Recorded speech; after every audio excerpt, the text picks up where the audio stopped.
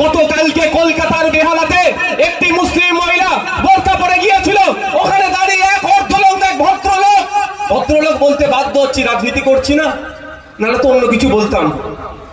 সে অর্ধলঙ্গ, সে বলছে এটা হিন্দুস্তান, এখানে বোরকা পরা যাবে না, এখানে তুমি বোরকা খুলে আসো। যে বলেছিল মুসলমানদের বাঁচাবো, তারই আমলে মুসলমান মহিলা বোরকা পরে গেলে বলছে বোরকা খুলে আসো। সংবিধানের 25 নম্বর ধারাটা খুলে দেখে নিন।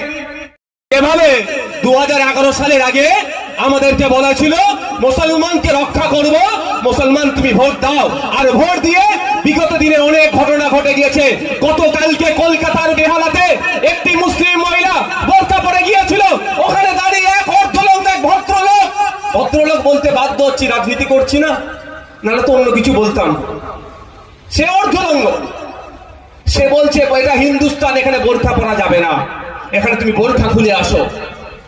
যে বলেছিল মুসলমানদের বাঁচাবো, তারই আমলে মুসলমান মহিলা বোরকা পরে গেলে বলছে বোরকা খুলে আসো।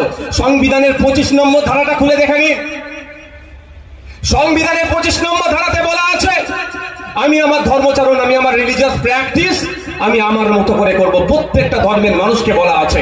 তো রিলিজিয়াস প্র্যাকটিসের মধ্যে অবশ্যই বোরকাটা ইনক্লুড আছে, সে সংবিধানের গণ্ডির মধ্যে আছে, কিন্তু তাকে বলা হচ্ছে যে তুমি বোরকা খুলে আসো, এটা হিন্দুস্তান।